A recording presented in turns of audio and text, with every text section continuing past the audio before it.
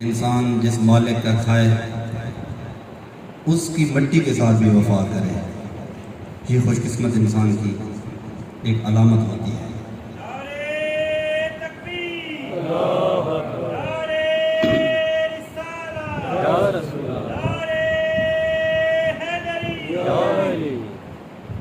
الحمدللہ ہم جس رب کی نعمتیں کھاتے ہیں، اس رب کے رسول کے گن گاتے ہیں، اس رب کے رسول کے اصحاب کے غلام ہیں، اور اس رب کے رسول کی آل کے بھی نوکر ہیں، اور اس رب کے رسول کے غلاموں کے بھی نوکر ہیں۔ بہت سارے دنیا کے اندر فرقے ہیں، میں اس طرف نہیں جانا چاہتا، اپنے موضوع کی طرف آؤں گا، لیکن آپ کو احساس دلا رہا ہوں کہ رب کا شکر کیا کریں کہ ہمارے اندر اللہ نے دھڑکنے والا دل وہ عطا فرمایا ہے جس میں اللہ کے کسی قرب والے کا بغض نہیں ہے، ہر ایک کی محبت ہی محبت ہے۔ اس پہ اللہ کا شکر ادا کیا کریں، ہر روز 2 رکعت نماز شکرانہ ادا کیا کریں۔ یہ عشاء کے بعد جو نفل پڑھتے ہیں نا، اس کو 2 رکعت نماز شکرانہ کیا کریں۔ یا اللہ تیرا شکر ہے کہ تو نے ہمیں سینے میں وہ دل عطا فرمایا ہے جس میں کسی تیرے مقرب کا بغض نہیں ہے، بلکہ سب کی محبت اس میں جلوہ گر ہے۔ یہ رب کی عطا ہوتی ہے۔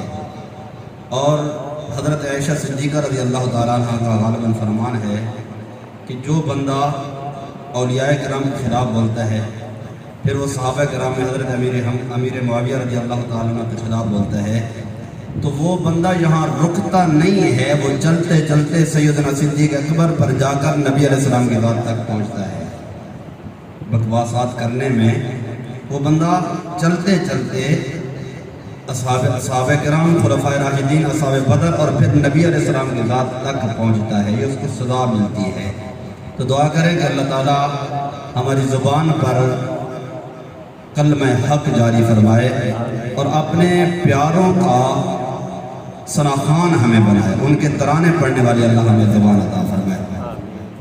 سامعین مکرم، آج کی یہ محفل پاک محرم الحرام شریف کے حوالے سے ہے۔ سید الشہداء، امام کربلا، راکب دوش مصطفیٰ اور جگر گوشہ سیدہ زہرا اور دل کی دھڑکن امام حل عطا علی المرتضیٰ رضی اللہ تعالیٰ عنہ، سیدنا امام حسین رضی اللہ تعالیٰ عنہ اور آپ کے رفقاء کی یاد کے اندر ہم منعقد کر کے بیٹھے ہیں۔ اللہ تعالیٰ سب کی حاضری کو اپنی بارگاہ میں قبول فرمائے۔ رب العالمین ہم سب کو کربلا معلیٰ کی حاضری عطا فرمائے۔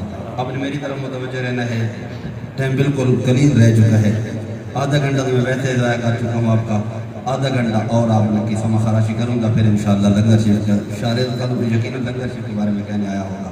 اب تسلی رکھیں، آپ کے لیے بڑا بہترین لنگر ہے، تھوڑی دیر کے لیے سیدنا امام حسین کی خیرات لے لیں۔ تیار ہو گیا؟ الحمدللہ تیار ہو گیا۔ ایک دفعہ کہہ دیں سبحان اللہ۔ سیدنا امام حسین رضی اللہ تعالیٰ عنہ 60 ہجری کو مدینہ المنورہ میں جلوہ گر تھے۔ خبر پہنچی کہ حضرت امیر معاویہ رضی اللہ تعالیٰ عنہ کا وصال مبارک ہوا تو تخت نشین یزید ہو چکا ہے۔ یہ خبر مدینہ المنورہ میں آئی، لوگوں نے یزید کی، کچھ لوگوں نے بیعت کی۔ یزید نے چند لوگ بھیجے کہ جا کر مدینہ المنورہ میں فلاں فلاں فلاں لوگ ہیں، ان سے جا کر کہو کہ وہ میری بیعت کر لیں، ورنہ کا لفظ کیوں بولا تھا؟ اسے پتہ تھا کہ ان کی رگوں کے اندر حیدر کرار کا خون ہے، اس کو پتہ تھا کہ ان کے دل کے اندر محمد مصطفیٰ کے دین کی غیرت موجود ہے، یہ کبھی بھی خلاف شریعت بات برداشت نہیں کریں گے۔ پتہ چلا کہ جس دل میں ایمانی حلاوت و غیرت ہوتی ہے وہ اسلام کے خلاف اٹھنے والا ایک قدم بھی برداشت نہیں کرتا ہے۔ پھر برداشت کی مختلف نوعیتیں ہوتی ہیں۔ میرے محبوب علیہ السلام کا فرمان عالی شان ہے کہ ایمان کے 3 درجے ہیں، ایمان کے 3 درجے ہیں۔ یہ بی ایس سی کے اندر، بی ایس کے اندر، یہ فورسز کے اندر نصاب میں یہ حدیث پاک پڑھائی جاتی ہے۔ من انکر المنکر فلیغیرہ بیدہ، من رآ انکر المنکر فلیغیرہ بیدہ، کہ تم میں سے کوئی شخص کسی ایسی برائی کو دیکھے تو اس کو چاہیے کہ وہ ہاتھ کے ساتھ اس کو روکے۔ فَإِن لَّمْ يَسْتَطِعْ فَبِلِسَانِهِ، اگر ہاتھ سے طاقت سے روکنے کی اس کی ہمت گنجائش نہیں ہے، زبان سے ضرور روکے۔ یعنی قوت کے ساتھ نہیں روک سکتا، برسر اقتدار نہیں ہے، تو پھر زبان کے ساتھ اس کو ضرور روکے، اس کو برا ضرور کہے، برائی کو برا کہے، جو برے کو بھی اچھا کہے، وہ ایمان کی جنازہ اس کا تیار ہے، تکبیرات ہونے والی ہے۔ فَإِن لَّمْ يَسْتَطِعْ، اگر زبان کے ساتھ بھی برا نہیں کہہ سکتا، فَبِقَلْبِهِ اضعف الایمان، میرے آقا فرماتے ہیں دل میں برا جانے، اور یہ ایمان کا کمزور ترین حصہ ہے۔ ایک بندہ برائی کر رہا ہے، اس کو طاقت کے ساتھ روکا جائے، اگر طاقت سے روکنے کی ہمت نہیں ہے، پھر زبان سے برا بھلا کہا جائے، زبان سے بھی نہیں کہہ سکتا، اس سے قطع تعلق کر لے، دل میں برا سمجھے، پھر جھک کر اسے سلام نہ کرے، برے کو برا سمجھے، دل میں برا سمجھے، فرمایا یہ ایمان کا کمزور حصہ ہے۔ یزید کو پتا تھا یہ کمزور حصے والے نہیں ہیں، اعلیٰ مقام پر فائز ہیں، یہ صرف زبان سے نہیں، دل میں نہیں، طاقت کے ساتھ روکیں گے۔ اس لیے اس نے پہلا پیغام بھیجا کہ سیدنا امام حسین اور اس کے رفقا کو کہو کہ میرے ہاتھ پر بیعت کر لیں، ورنہ جنگ کے لیے تیار ہو جائیں، قتل کے لیے تیار ہو جائیں۔ جب میرے امام نے رجب المرجب شریف میں یہ بات سنی، رجب اور شعبان کا ماحول چل رہا تھا، تو آپ نے وہاں سے سامان باندھنا شروع کر دیا، مدینہ المنورہ سے رخت سفر شروع کر دیا، آخری رات روضہ رسول پہ گزاری۔ جو لوگ روضہ رسول پہ گئے ہیں وہ تھوڑی سی توجہ کریں گے، جو گئے ہیں، جو نہیں گئے وہ بے شک ادھر دیکھتے رہے، ان کی بات سمجھ میں نہیں آئے گی، جو ان کے اوپر سے گزرے گا۔ کہ جب بندے کا آخری رات ہوتی ہے روضہ رسول پر، کہ صبح ہماری گاڑی تیار ہوگی، ہمیں جانا ہے، وہ رات کیسے گزرتی ہے، اس رات کی تھوڑی سی کیفیت کیا ہے۔ یوں پتہ چلتا ہے کہ ہمارے جسم سے روح جدا ہو جائے گی، دل تڑپتا ہے، نہ کھانا اچھا لگتا ہے، نہ نیند آتی ہے، نہ اے سی والے کمرے اچھے لگتے ہیں، نہ انسان کو اونگ آتی ہے، وہ مچھلی کی طرح تڑپ رہا ہوتا ہے کہ چند لمحات ہیں، میرے جسم سے یوں پتہ چلے گا کہ روح نکل جائے گی کہ میں مدینہ المنورہ سے الوداع ہو جاؤں گا۔ یہ تو وہ شخص کی کیفیت ہوتی ہے جو 10 دن کے لیے جاتا ہے، 15 دن کے لیے جاتا ہے، یا 21 دن کے لیے جاتا ہے، یا پورا مہینہ وہاں اعتکاف کرتا ہے۔ زیادہ سے زیادہ یہی مہلت ملتی ہے، مہینے سے زیادہ ہمیں مہلت نہیں ملتی ہے۔ یہ تو اس شخص کی کیفیت ہوتی ہے۔ اس شخص کی کیفیت کا عالم کون لگائے گا جو پیدا ہی مدینہ المنورہ کی فضا میں ہوا ہے؟ اس شخص نے مدینہ چھوڑنا ہو، اس کی کیفیت کا اندازہ کون لگائے گا جو مصطفیٰ کے کندھوں پر مدینے کی گلیوں میں سیر کرتا رہا ہو؟ اس شخص کی جدائی کی کیفیت کا اندازہ کون لگا سکتا ہے جو مصطفیٰ نبی کریم کی زلف عنبرین کے ساتھ کھیلتا ہو، نانے مصطفیٰ کی گود میں جا کر ممبر رسول پہ بیٹھ جاتا ہو، مسجد نبوی شریف کے اندر وہ گھوم پھر رہا ہوتا ہے تو مصطفیٰ ممبر پہ کھڑے ہو جاتے ہیں۔ اس کو اگر مدینہ شریف چھوڑنا پڑے، آپ بتائیں کہ اس کی کیفیت کیا ہوگی؟ میرے امام آخری رات گنبد خضرا پر گئے، حضور کی بارگاہ میں سلام نیاز عرض کیا، آقا تیرے دین کی بقا کی خاطر جا رہا ہوں، نظر کرم فرمانا۔ وہاں سے چند لوگ ساتھ تھے، مختلف روایات آتی ہیں، اور جمہور کا جو مذہب ہے وہ ہے کہ 82 لوگ 82 افراد آپ کے ساتھ مدینہ المنورہ سے روانہ ہوئے۔ مکہ المکرمہ چلتے چلتے رمضان المبارک میں جا پہنچے، رمضان وہاں گزارا، بعض کہتے ہیں شعبان میں پہنچ گئے، شعبان گزارا، رمضان گزارا، شعبان گزارا، ذیقعد مبارک وہاں گزارا۔ یزید کو پتہ چلا امام حسین اور اس کے رفقا مکہ چلے گئے ہیں، حج کا سیزن آنے والا تھا، اس نے اپنے کارندوں کو حج کا لباس پہنا کر مکہ المکرمہ بھیج دیا کہ امام حسین اگر خانہ کعبہ کے پردوں کے اندر بھی ملے تو اس کو قتل کر دینا ہے۔ نعوذ باللہ من ذالک۔ میرے امام کو پتہ چلا کہ حاجیوں کی شکل کے اندر یہاں یزیدی آئے ہوئے ہیں۔ پتہ چلا ہر احرام باندھنے والا حاجی نہیں ہوتا، کوئی اور لوگ بھی ہوتے ہیں۔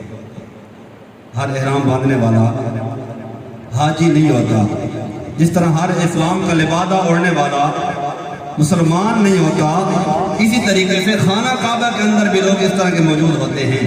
تو میرے امام نے حج کے دنوں سے پہلے ہی، تاریخ کے اندر آتا ہے، طبری والے لکھتے ہیں کہ حج سے 2 دن پہلے وہاں سے آپ نے مکہ المکرمہ کو الوداع کیا اور کوفہ کی طرف روانہ ہو گئے۔ اب مکہ المکرمہ ہی میں تھے کہ بعض کہتے ہیں 40,000، بعض کہتے ہیں 60,000، بعض کہتے ہیں 20,000، مختلف روایات ہیں۔ اتنے خطوط آپ تک پہنچے، خط پہنچے کوفے والوں کے کہ اے امام حسین، یزید پلیس سے ہم بڑے تنگ ہیں، مہربانی فرما تو کوفہ آ جا، ہم تیرے ہاتھ پر بیعت کریں گے اور اس کے خلاف علم بغاوت ہم بلند کر دیں گے۔ اگر تو آپ نہیں آئے تو ہم کل قیامت کے دن رسول اللہ کی بارگاہ میں عرض کریں گے کہ ہم تو مجبور تھے اسلام چھوڑنے پر، کیونکہ آپ کے نواسے تو آئے نہیں ہیں۔ امام حسین نے صحابہ کرام سے مشورہ کیا تو صحابہ کرام نے منع فرمایا کہ اے امام نہ جاؤ کوفہ، کہ کوفے والے بڑے بے وفا لوگ ہیں، بے درد لوگ ہیں، تیرے ابا علی کے ساتھ انہوں نے یہی ظلم کیا تھا، امام حسن کے ساتھ یہی ظلم کیا تھا، آپ کے ساتھ بھی ظلم کریں گے۔ لیکن آپ نے فرمایا کہ اگر میں نہ گیا کل قیامت کے دن حضور کو کیا چہرہ دکھاؤں گا، میں کیا جواب دوں گا کہ میں اپنی جان بچا کے بیٹھا رہا، جان جاتی ہے تو چلی جائے، میں ایک دفعہ جانا تو ضرور ہے۔ چند خلفاء ساتھ ہیں اور اہل بیت عظام کے بھی چند افراد لوگ ساتھ ہیں، کچھ اہل بیت عظام بھی تھے جو مدینہ میں رہ گئے، کچھ مکہ میں رہ گئے۔ یہاں پر صحابہ کرام پر لوگ اعتراض کرتے ہیں کہ دیکھو یہ تم صحابی کہتے ہو، صحابہ تو وہ تھے جو امام حسین کے ساتھ گئے ہی نہیں، جنگ کے لیے نہیں گئے، اپنی جانوں کو بچا کے بیٹھے رہے۔ ہم کہتے ہیں کہ کوئی بندہ ثابت کر کے دے کہ مدینہ سے امام حسین جنگ کے لیے نکلے تھے یا مکہ سے جنگ کے لیے نکلے تھے، وہ تو خطوط آئے تھے، بیعت لینے جا رہے تھے، جس طرح ایک مرشد کریم کے ہی دورے پہ جاتے ہیں بیعت لینے کے لیے، تو چند خلفاء ساتھ ہوتے ہیں، یہ تو نہیں پورے شہر بھی ساتھ چل پڑے۔ جنگ کے لیے تو وہ جا ہی نہیں رہے تھے، اگر جنگ کے لیے جا رہے ہوتے تو اپنی بیوی بچوں کو کون ساتھ جنگ کے لیے لے جاتا ہے؟ یہ میاں علی بھیڑ جو مشہور ہے نا، جہاں بھیڑا نہ سے باہر بہندا ہے، چھوٹے چھوٹے 6 مہینے کے بچے نے نال گن بہندا اپنی بیویاں کو گن گیا، تو بندوق چاہ کے چلو رہے تھے، بندوق نہیں گن کے کوئی بھی نہیں لے گا۔ آج میاں والی کے اندر کوئی نہیں جاتا ہے، تو عرب والے تو ویسے پہلوان تھے، وہ بچوں کو کہاں لے جاتے جنگ کے لیے؟ ان بیوقوفوں کو عقل ہی کام نہیں کرتا ہے۔ اور پھر ہم کہتے ہیں کہ تم کہتے ہو صحابہ کرام نہیں گئے، وہاں پر 21 لوگ صرف اہل بیت نظام کے شہید ہوئے ہیں کربلا کے اندر، 21 لوگ، یہ جو 72 شہید ہوئے ہیں وہ سارے اہل بیت رسول نہیں تھے، 21 لوگ تھے۔ کچھ کم کہتے ہیں، کچھ 18 کہتے ہیں، کچھ 17 کہتے ہیں، کچھ 22 20 کہتے ہیں، زیادہ سے زیادہ روایت جو 21 والی ہے، ہم زیادہ سے زیادہ لے رہے ہیں کہ 21 لوگ تھے۔ اگر صحابی نہیں گئے تھے، وہ تو آپ کے باپ کے جو شہید ہو رہے تھے، 72 لوگ شہید ہوئے ہیں، وہ کون تھے؟ وہ صحابہ تھے، صحابہ کی اولادیں تھیں، تابعین تھے جو 72 کا فکر پورا ہوا ہے۔ اور پھر ہم کہتے ہیں کہ صحابہ پر اعتراض کرتے ہو کہ وہ نہیں گئے ہیں جنگ امام حسین کے ساتھ، تو محمد بن حنفیہ حضرت علی کے سگے صاحبزادے ہیں، یہ بھی تو نہیں گئے ہیں۔ اگر بھائی جنگ کے لیے جا رہا تو بڑا بھائی بیٹھا رہتا ہے، کیسے ان کی عقل کی بات ماری گئی ہے؟ جو بات منہ میں آتا ہے وہ بکواس کرتے رہتے ہیں کہ صحابہ نے یہ نہیں کیا ہے۔ میرے محبوب علیہ السلام کے نواز سے وہاں سے مکہ المکرمہ سے درد نہ لگ سکے، یہ جملے آپ نے یاد رکھنے ہیں، کیونکہ سارے سامنے جڑے کوئی اس طرح کی بکواس کریں نا، ایسا بچی کو سن لگا، ایسا تو جواب نہیں لگے کروں فتوا تو دیکھو میں جیت گئی، یہ بیٹھے نے وہ ڈگڈگی والے باندھ، یہ باتیں یاد رکھنی ہے، ہم نے ہمارے ایمان کا حصہ ہے۔ کوئی بکواس کرے تو اسے کہے بکواس بعد میں کرنا، پہلے یہ جواب دے کہ محمد بن حنفیہ آل بیت رسول میں سے ہے یا نہیں ہے، حضرت علی کا سگا صاحبزادہ ہے، امام حسین کا بھائی ہے، وہ منع کر رہا تھا پیارے حسین نہ جاؤ یہ وفا نہیں کریں گے، جب وہ نہیں گئے ہیں تو ان پر کیوں اعتراض کرتے آپ؟ جو جواب وہ ادھر سے ملے گا صحابہ کرام کے بارے میں بھی وہی جواب دے دینا۔ میرے امام چلتے چلتے قادسیہ کے مقام پہ پہنچے۔ آپ نے مکہ المکرمہ میں جانے سے پہلے جب محمد بن حنفیہ رضی اللہ تعالیٰ نے روکا نا، تو آپ نے اپنے چچا زاد بھائی حضرت مسلم بن عقیل کو وہاں سے روانہ فرمایا کہ آپ کوفہ میں جائیں، جا کر وہاں کا ماحول چیک کر کے آئیں، اگر ماحول واقعی خط کے مطابق ہے تو ہم جائیں گے، اگر اس کے الٹ ہے تو ہم نہیں جائیں گے۔ تو وہاں پر کون گئے کوفہ میں پہلے پتہ کرنے کے لیے؟ حضرت مسلم بن عقیل، یہ حضرت امام حسین کے چچا زاد بھائی ہیں۔ حضرت عقیل حضرت علی کے بھائی ہیں، ان کے بیٹے حضرت مسلم، ان کو بھیجا، ان کے 2 صاحبزادے بھی ساتھ تھے۔ جب وہاں پہنچے تو 40,000 کوفیوں نے ایک دن میں ان کے ہاتھ میں بیعت کر لی، 40,000 بندے نے، بعض کہتے ہیں 18,000 نے ایک دن میں بیعت کر لی۔ تو انہوں نے پھر پیغام بھیجا، اے بھائی حسین آپ آ جائیں، یہاں کا ماحول ٹھیک ہے۔ اس وقت صحابی رسول تھے جو وہاں کے گورنر تھے۔ جب مسلم بن عقیل کا قاصد وہاں سے نکلا نا مکہ کی طرف، تو یزید نے کیا کیا، اس گورنر کو ہٹا کر عبید اللہ ابن زیاد، عبید اللہ بن زیاد کو وہاں کا گورنر مقرر کر دیا، اور وہ بڑا ظالم تھا۔ اس نے اعلان کر دیا کہ جس نے مسلم بن عقیل کی بیعت کی ہے، اگر وہ ثابت قدم رہا تو آج راتوں رات اس کا سر جو ہے وہ کان سے جدا کر دوں گا۔ سب لوگ اپنے اپنے گھروں میں گھس گئے، وہ بیعت توڑ دی، کہا بھئی ہم تو نہیں مرنا چاہتے۔ حتیٰ کہ یہ ماحول بن گیا کہ حضرت مسلم بن عقیل کو دروازہ پہ کھلا نظر نہیں آتا تھا کہ وہ سر چھپا سکے، گلیوں میں پھر رہے ہیں۔ وہ کہاں سے چلا گیا تھا کہ مسلم بن عقیل کہہ رہے ہیں کہ آپ آ جائیں۔ یہاں پر محدثین کہتے ہیں مورخین کہ شکر اللہ کا ہے یہ ہے کہ امام حسین نے بھیجا اپنے سگے بھائی کو، اپنے بھائی کے بیٹے کو تھا، چچا کے بیٹے کو، مسلم بن عقیل کو بھیجا تھا۔ اگر کسی صحابی کو بھیجتے نا، یہ نیا توبہ توپ دیتے کہ یہ صحابہ دیکھیں اہل بیت اطہار کو دشمنی تھی اس لیے انہوں نے امام حسین کو بلا دیا، ان پر کوئی اعتراض نہیں کر سکتا ہے کہ وہ بھی اہل بیت اطہار میں سے تھے۔ بہرحال جب قادسیہ کے مقام پہ پہنچے تو وہاں پر حر بن جدید یہ 1,000 بندے کا لشکر لے کر آپ کا رستہ روکنے کے لیے آ گیا۔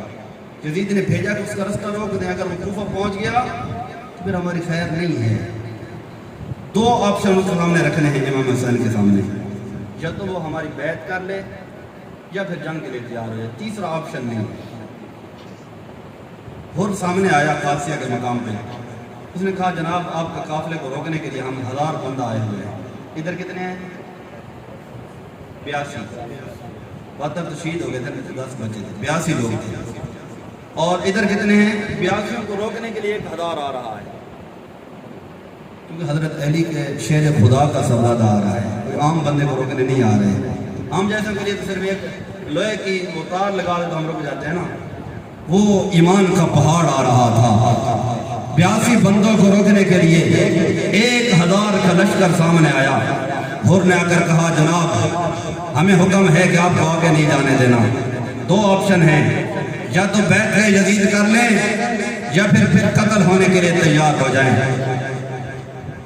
جب روکا گیا تو آپ آہستہ آہستہ وہ آگے بڑھے، وہ پیچھے ہٹتے گئے، حتیٰ کہ کربلا کے مقام پر پہنچ گئے تھے۔ 7 محرم الحرام میں انہوں نے پانی بند کر دیا، 3 دن اب تک پر پانی بند رہا۔ اچھا آپ یہ سنتے رہتے ہیں واقعات، ہم برکت کے لیے پڑھ رہے ہیں، کبھی آپ نے سنا ہے کہ آپ پر کھانا بند ہوا ہے؟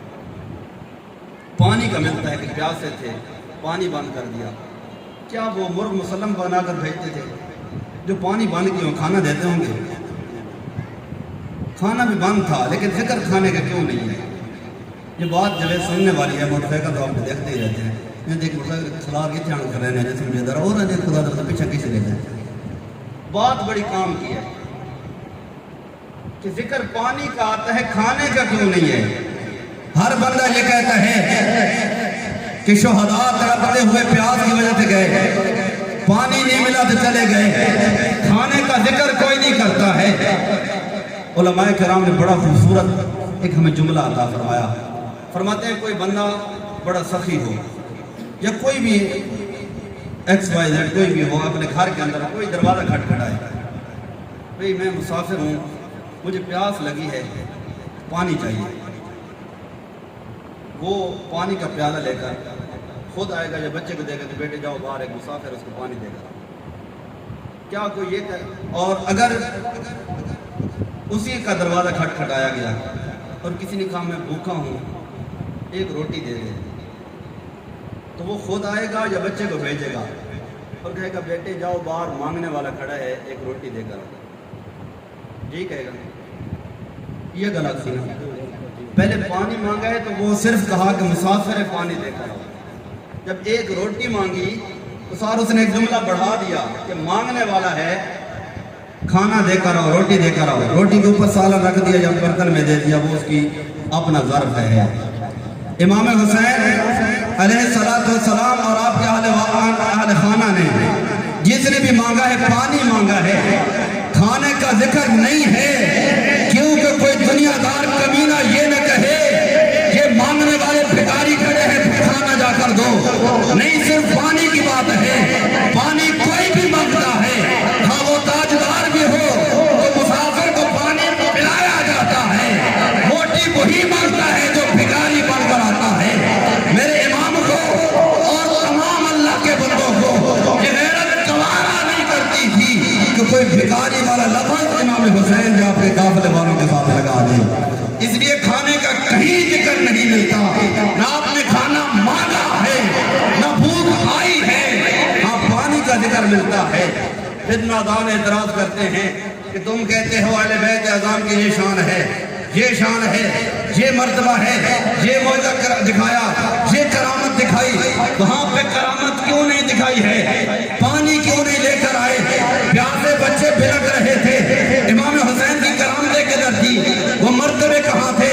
لوگ آج کل کرامتوں کا انکار کرتے ہیں, تو ان کی کرامتیں کہاں پر گئی تھی؟ تو ہم کہتے ہیں او نادان, یہ کرامت کا ٹائم نہیں تھا, استقامت کا ٹائم تھا.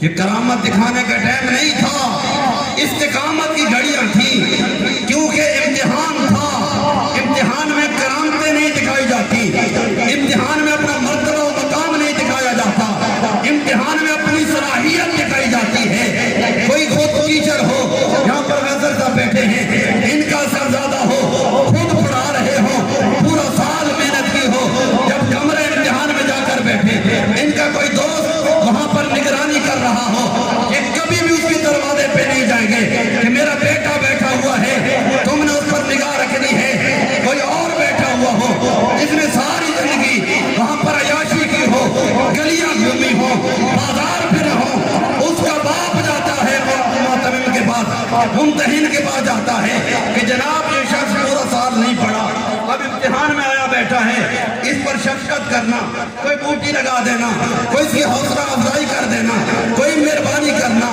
نرمی کرنا, کیونکہ باپ کو پتہ ہے میرا بیٹا ہے ہی نالائق, اس نے پڑھا ہی نہیں ہے, یہ لوفریے کرتا رہا ہے, یہ گلیاں گھومتا رہا ہے. امام حسین امتحان کے میدان میں ہے, باپ علی کو بھی پتہ ہے, نانا مصطفیٰ کو بھی پتہ ہے کہ ہم نے اس کی تربیت کی ہے. کوئی یہ نقلیں لگا کر پاس ہونے والا نہیں کہ اس کے لیے دعا کریں یا کرامات دکھائیں. نہیں, آپ بتانا چاہتے ہیں حسین کے اندر علی کا خون ہے اور فاطمہ الزہرا کی تربیت یافتہ ہے. امتحان بھی دے گا اور سارے نیزہ پتے پر چڑھ کر قرآن سنائے گا, لوگوں کو پتہ چلے گا حسین نقل لگا کر پاس نہیں ہوا ہے. مصطفیٰ نے تیاری کا دعا رکھی. نعرہ تکبیر, اللہ اکبر, نعرہ رسالت, یا رسول اللہ, شہدائے کربلا, زندہ باد, نعرہ حیدری. یا علی. میرے مصطفیٰ نبی کریم کو جبریل نے آ کر بتایا تھا, جب آپ پیدا ہوئے جبریل آئے, میرے محبوب لوریاں دے رہے تھے, جبریل کی آنکھوں میں آنسو تھے, کان کے ساتھ منہ لگایا, بتایا, میرے محبوب کے بھی آنسو روانہ ہو گئے اور آپ گردن کو چومنے لگے.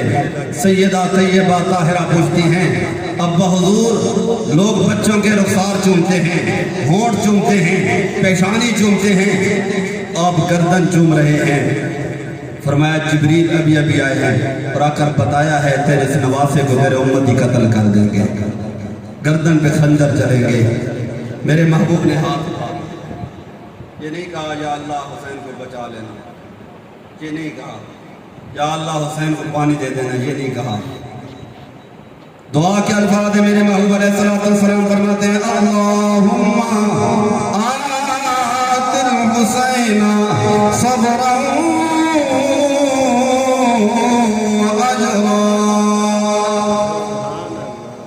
اے اللہ مجھے تیرا فیصلہ منظور ہے، میرے حسین پر امتحان آئے گا، میں تیری بارگاہ میں دعا کرتا ہوں اللہ میرے لفظ جگر کو صبر بھی دینا ہے، اس کا اجر بھی عطا فرما دینا۔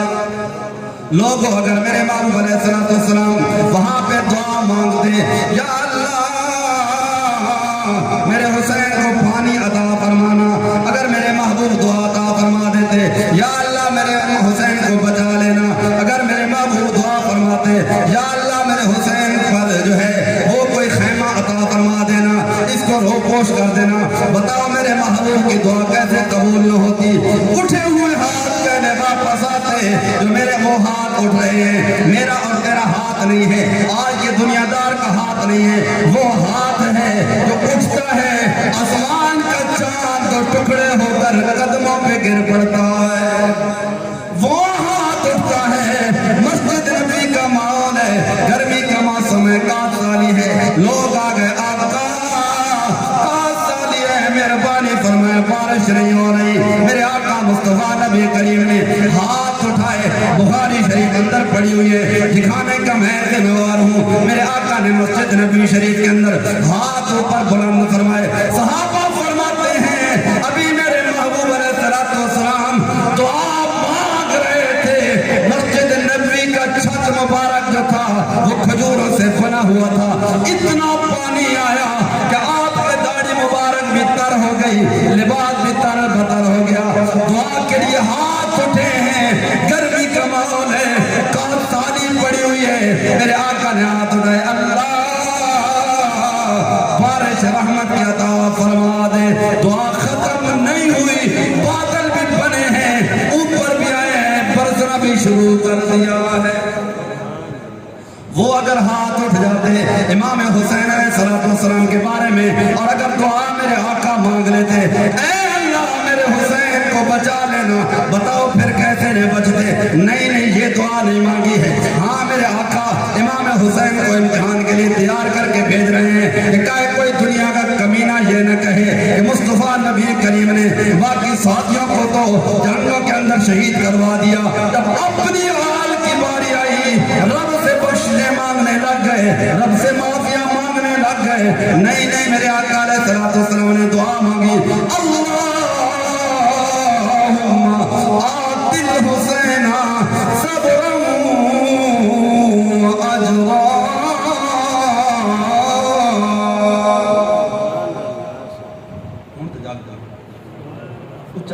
سبحان اللہ، سبحان اللہ، امام حسین کے نام پر ایک دفعہ اونچا کہیں، اتنا اونچا کہیں کہ کربلا محلہ تک آپ کی آواز تک رہ جائے، ماشاءاللہ۔ میرے آقا دعا مانگ رہے ہیں، اپنے بیٹے کو امتحان کے لیے تیار کر کے بھیجا ہے، وہاں پر کربلا محلہ کے اندر میرے امام حسین قربانیاں دینے کے لیے جا رہے ہیں، حر نے آ کر رستہ روکا، کہا امام حسین آگے نہیں جانا، یہ یزید کی بیعت کر لے، جنگ کے لیے تیار ہو جا، 3 دن پانی بند ہوا ہے، 9 محرم الحرام کا دن ہے جو آج کا گزر رہا ہے، آج کی جو آیت کی شام ہے، اگلا دن آئے گا، 9 محرم کی شام آئی، عصر کے ٹائم حر لشکر لے کر آ رہا، امام حسین نے پوچھا کدھر آ رہے ہو؟ کہا جنگ کرنے کے لیے آ رہے ہیں، آپ نے فرمایا کوئی تاریخ یہ نہیں بتاتی کہ شام کو جنگ شروع ہوئی ہوگی، یہ قانون بھی جو ہے قانون کی خلاف ورزی ہے، شریعت کی بھی خلاف ورزی ہے، اور جو ہے وہ یہ معاشرے کی بھی خلاف ورزی ہے، تہذیب کی بھی خلاف ورزی ہے، جنگ ہمیشہ صبح شروع ہوتی ہے، آج کی رات ہمیں دیں، صبح کے وقت بے شک جنگ کے لیے آ جانا۔ ایک شخص نے لئی نے آواز لگایا او امام حسین رات یزید کی بیعت کر لوں یا نہیں کرنی؟ آپ نے فرمایا لینا، یہ سوچنے کے لیے 10 دن میں مل چکے تھے، یہ نہیں سوچنا کہ ہو ہی نہیں سکتا کہ میں یزید کے ہاتھ میں بیعت کروں۔ ہاں ہاں، ایک رات مولا اس لیے مانگی ہے کھل کر رب کی بارگاہ میں عرض پیش کر سکے، مولا امتحان بھیجا ہے تو کامیابی فرما دینا۔ آج کی رات اپنے رب سے ہم کلام ہوں گے، رات و نیاز کی باتیں کریں گے، نماز پڑھیں گے، نوافل پڑھیں گے، قرآن کی تلاوت کریں گے۔ پوری رات تلاوتوں کے اندر گزر گئی، پوری رات جو ہے نوافل کے اندر گزر گئی۔ اگر بھاگنے والے ہوتے، اگر بزدل ہوتے تو راتوں رات بھاگ جاتے۔ میرے امام نے عشاء کی نماز پڑھنے کے بعد وہاں پر اپنے خیمے کے اندر ایک اعلان فرمایا او میرے رفقا، صبح کا وقت ہمارے لیے شدید مشکل ہے، آپ لوگوں کو اجازت ہے، جتنے لوگ بیٹھے ہیں میرے علاوہ تمام کے تمام واپس چلے جاؤ، تمہیں کوئی کچھ نہیں کہے گا، میں ادھر ہی ہوں، تم جانا چاہتے ہو تو چلے جاؤ، میں چراغ بجھا رہا ہوں تاکہ جانے میں شرم محسوس نہ ہو۔ چراغ کو بجھا دیا، تھوڑی دیر کے بعد پھر چراغ جلایا گیا، لائٹ جلی، دیکھا تو سبھی بیٹھے ہوئے تھے۔ میرے امام نے پھر خطبہ فرمایا اے میرے غلاموں، اے میرے رفقا، اگر واپس جانا چاہتے ہو تو چلے جاؤ، تمہیں کوئی کچھ نہیں کہے گا، صبح کا دن بڑا مشکل ہوگا، میں چراغ بجھا رہا ہوں تاکہ کسی کو آر شرم محسوس نہ ہو، اندھیرے میں نکل جانا۔ پھر لائٹ بجھ گئی، تھوڑی دیر کے بعد پھر دیا آن کیا گیا، پھر جو ہے امام حسین نے دیکھا سارے کے سارے لوگ بیٹھے ہوئے ہیں۔ آپ نے پھر خطبہ ارشاد فرمایا اور فرمایا کہ اے لوگوں، کوئی جانا چاہتا ہے تو چلے جاؤ، تیسری بار کہہ رہا ہوں، میرا کوئی اعتراض نہیں ہے، میرے پاس تو مشکل آ گئی ہے، میں برداشت کر لوں گا، تم واپس چلے جاؤ۔ پھر لائٹ بجھا دی، جب تیسری مرتبہ آن کرنے کے بعد پھر اسی خطبہ ارشاد فرمایا، حضرت حبیب بن مظاہر رضی اللہ تعالیٰ عنہ 70 سال کی عمر ہے، کھڑے ہو جاتے ہیں اور کہتے ہیں او امام حسین، رب کعبہ کی قسم، جہاں تم رہو گے ہمارے خون کے قطرے وہاں پر گریں گے، واپس نہیں جائیں گے۔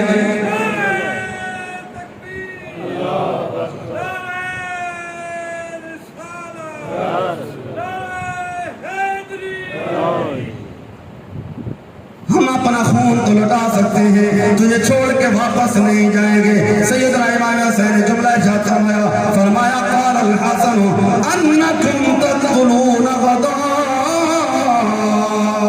اے حبیب بن مظاہر، یہ جملہ تو کہہ رہا ہے، پھر صبح قتل ہونے کے لیے تیار ہو جاؤ، صبح قتل گاہ سجے گی، میدان کربلا سجے گا، یہاں پر کوئی بھی نہیں بچے گا۔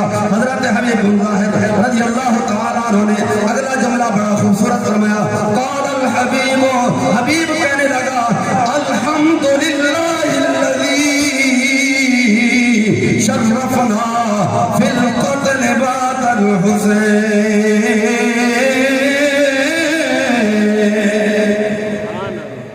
کہا ہم اس رب کا شکر ادا کریں گے کہ مولا تیرا شکر ہے، ہمیں قتل ہونے کا موقع بھی دیا ہے اور ہم حسین کے قدموں میں موت عطا فرمائی ہے۔ کہا حسین ہمارے لیے اس سے بڑھ کر کیا شرف ہے کہ موت تو ویسے ہی جانا ہے، ہم شہید بھی ہو جائیں اور آپ کے قدموں میں شہید ہوں تو اس سے بڑھ کر کیا شرف ہے، ہم کبھی بھی واپس نہیں جائیں گے۔ میرے حسین علیہ السلام نے اگلا جملہ فرمایا ارفعوا رؤوسکم الی السماء، امام حسین نے فرمایا اگر واپس نہیں جانا چاہتے پھر اپنے سروں کو اٹھاؤ، اپنے چہروں کو اوپر کرو، آسمان کی طرف تو دیکھو، ایک شخص کھڑا ہوا ہے حضور، یہاں تو خیمے لگے ہوئے ہیں، کیا دیکھیں اوپر؟ فرمایا وانظروا الی ومنازلهم من الجنہ، فرمایا نگاہ اوپر اٹھا کر تو دیکھو، رب نے جنت کے پردے ہٹا دیے ہیں، جتنے لوگ بیٹھے ہو رب نے تمہارے محل جنت میں تیار کر رکھے ہیں۔ قتل حسین اصل میں مرگ یزید ہے، قتل حسین اصل میں مرگ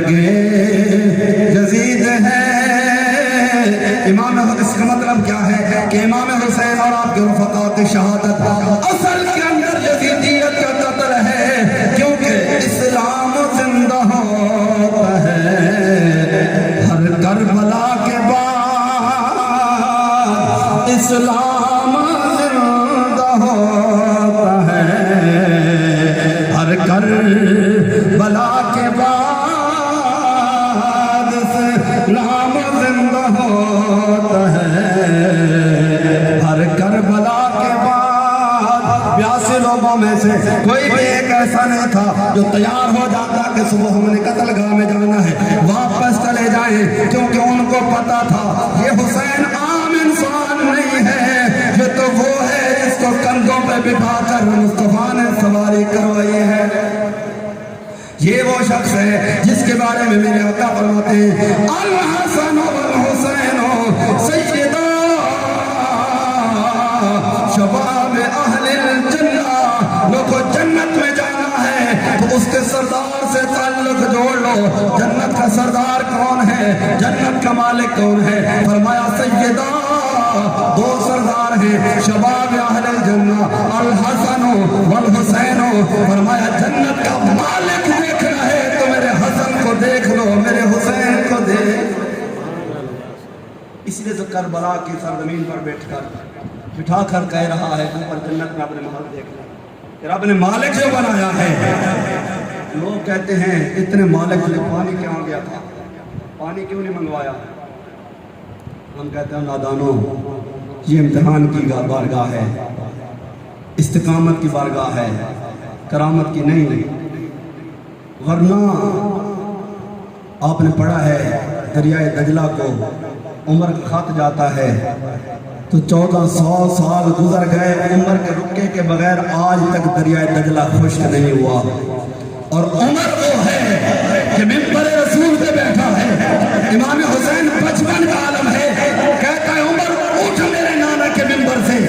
عمر نے یہ نہیں کہا میں 24 برج رب و میل کا مالک ہوں، ممبر کو چھوڑا اور کھڑے ہو گئے، کہا حسین ممبر بھی تیرا ہے، نانا بھی تیرا ہے، کہا جا اپنے نانا کے ممبر پہ جا کر بیٹھ۔